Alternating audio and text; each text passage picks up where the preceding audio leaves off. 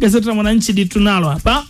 Mwananchi Tanzania anasema ACT yataka kuwajibika vigogo waliotajwa ripoti ya CAG. Ukurasa wa 20 kuna undani wa taarifa hiyo. Tutakumbuka ripoti ilivyotoka. Ndio. Sasa habari hiyo unaipata pia kwenye gazeti la Nipashe, Mwanga wa Jamii, kuhusu ACT unaipata hapa, ambapo Nipashe imeandika ACT yachambua mambo 10 nyeti ripoti ya CAG. Ukurasa wa 5 kuna undani wa taarifa hiyo. Sambamba na hilo pia habari hiyo unaipata ndani ya gazeti la Sauti Yetu. Ndio? Gazeti la Sauti Yetu kuna mpaka habari picha hapa zikionyesha viongozi wa chama cha ACT Wazalendo. Yenyewe imeandika, anasema ACT yataja upotevu wa shilingi trilioni 7 maeneo 6 ni kwenye serikali kuu, TAMISEMI na mashirika ya umma. Wamesema trilioni 3.21 zimeibiwa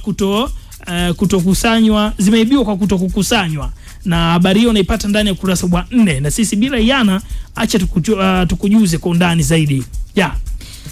Kwa kina zaidi, chama cha ACT Wazalendo kimehimiza serikali ichukue hatua kwa wale wote waliotajwa kwenye ubadhirifu wa fedha kupitia ripoti ya mkaguzi na mdhibiti wa hesabu za serikali CAG iliyotolewa siku za hivi karibuni na kukabidhiwa kwa rais, sawa? Ambapo rai hiyo imetolewa wakati uchambuzi wa ripoti hiyo uliofanywa na chama hicho ikijikita katika ripoti kwenye moja ya hoja 10 ikiwemo ya upotevu wa fedha za serikali na mwenendo pia wa miradi namna ambavyo ulivyo. Tunaweza kusema ni kama wameona wasanue wananchi.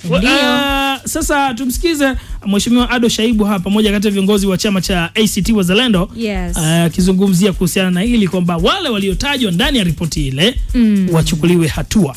Mheshimiwa Ado: tunataka watumishi wote wanaohusika na kuwezesha kuwepo na kushamili kwa vitendo vya ubadhirifu na upotevu wa mapato wakamatwe na hatua za kisheria na kiutawala zichukuliwe. Tunaitaka TAKUKURU ishughulike na makosa makubwa ya ufisadi na rushwa kwa uwazi. Hizi zingesimamiwa kwa ufanisi, zingeweza kuboresha huduma za afya, elimu, maji na kupunguza utegemezi wa mikopo unaoongeza deni la taifa. Umeona mambo yalivyo? Nisikia hoja hizo. Hoja zimetoka, lakini pia ikumbukwe wiki kama si wiki moja ni wiki 2 sasa. Tulipata wasaa kuzungumza na msemaji mkuu wa serikali. Ndio. Akazungumza akasema ripoti kitoka, zile hoja zilizowekwa kwenye ile ripoti ya ya CAG, wale watu si wanaitwa, bwana wewe ndaki umetajwa hapa, ulitakiwa utumie 20,000 umetumia 100,000. Tena ulitakiwa utumie 100,000 umetumia 200,000. Hizi zilizozidi ulizitumiaje? Ilikuwaje? Ndio maana ya kuhoji.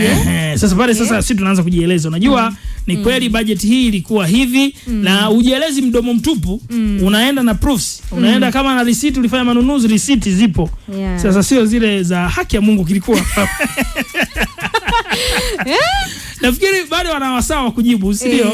Tusubiri majibu yao. Baada ya kujibu wawajibishwe. Au unasemaje? Ni kweli, baada ya kujibu wawajibishwe, wakionekana na hatia wawajibishwe. Asante.